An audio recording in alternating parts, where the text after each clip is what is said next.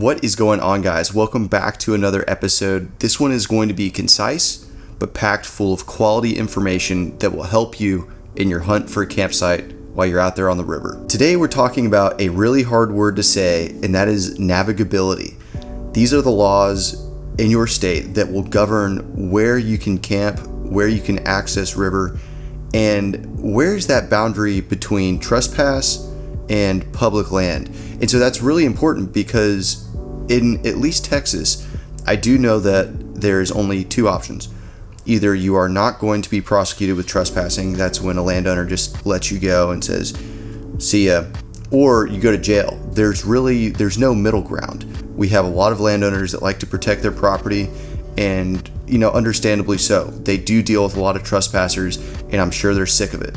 And guys, keep in mind, this is all Texas navigability law.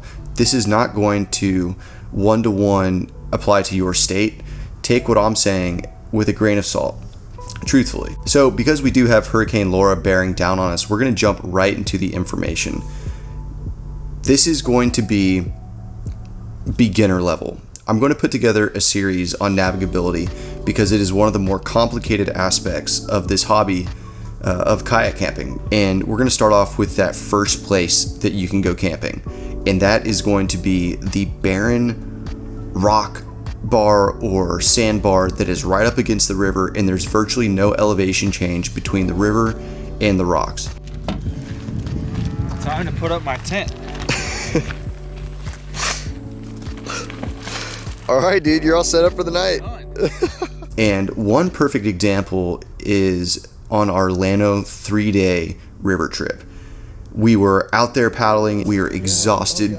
We covered more mileage than we thought we were going to end up doing on that last day of the trip, or the second day of the trip. And we started to see the bridge in sight. And if you've ever been kayak camping, what you don't want to do is arrive at the bridge a day early, because that means you have to turn around and start kayaking upriver to go find a place to camp. And that was just not in the cards. So we started to look really hard, and we wanted to make sure that it was a very legal camp spot because we were going to be closer to a bridge. And if someone, checked us out and was like, hey, look at those guys, we didn't want there to be any question that we were trespassing. And so what we did is we found a very low-lying gravel bar area that is usually submerged by water. And so that's where we elected to set up camp.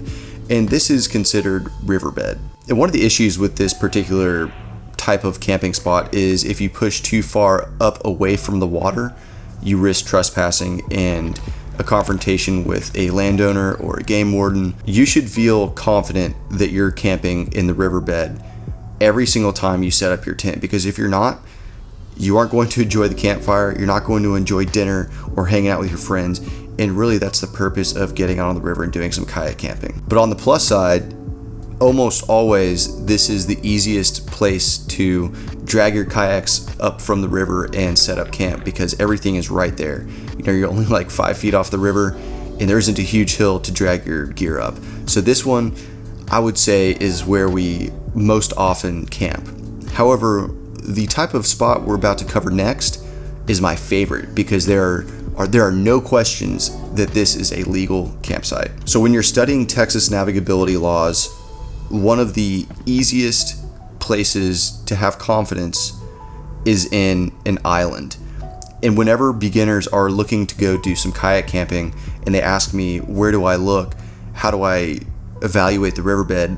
I generally say, identify an island, make sure there is water closure on every single side so that it is confirmed an island, and you're good to go. Here in Texas, if you are on a navigable river, which stick to the main rivers if you're a beginner in implementing this information, because that is going to be the safest way to do it. But in Texas, if you identify an island and you set up camp there, you are 100% legal, riverbed, public lands, and you're good to go. My favorite island that we have ever camped on was this was in 2018. The water was gushing from the aquifer. It was just a magical time. There was fall foliage, and we were getting towards our takeout, and we needed to find a spot. Kind of like, that seems to be a common theme. But we needed to find a spot, and that's exactly what we did. We came across an island that I scouted on Google Earth, and it was perfect. It was above the water, even though the water was high for this trip, and there was just enough space for me and my buddy Ryan to set up our tents and also have a seating and a campfire area. And it was relatively level, because you always want to look for level ground, especially when you're looking at tent camping. And it was perfect. We had a fire, we were eating good, we stayed up, and we actually ended up watching a football game of the college that we went to. It was just really serene to go to bed there, hang out, and not have to worry about whether or not you're trespassing or if you're going to have a confrontation. There's something about camping on an island, whether you're out in the ocean or you're set up shop in the river. I don't know, it kind of feels cool. You have the water that's trickling all around you. You wake up with the morning dew on just about everything, and it's just a really magical feeling. If you want to sleep good at night, find an island. You will be good to go, and that is your safest bet. And guys, I hope you can implement these tips into your own practices. I know this was a short video, but we have a hurricane brewing outside, and so I wanted to keep it short and quick. We're filming this on the Tuesday before Laura makes landfall, which I believe Laura is supposed to make landfall tomorrow night.